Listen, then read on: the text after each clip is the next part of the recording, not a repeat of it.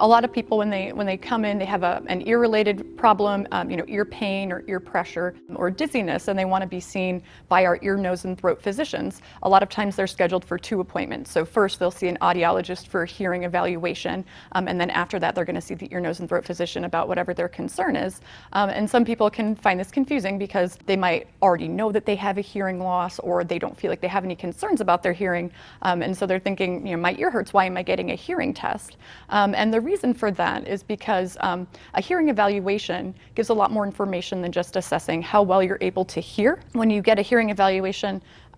it provides a lot of information about the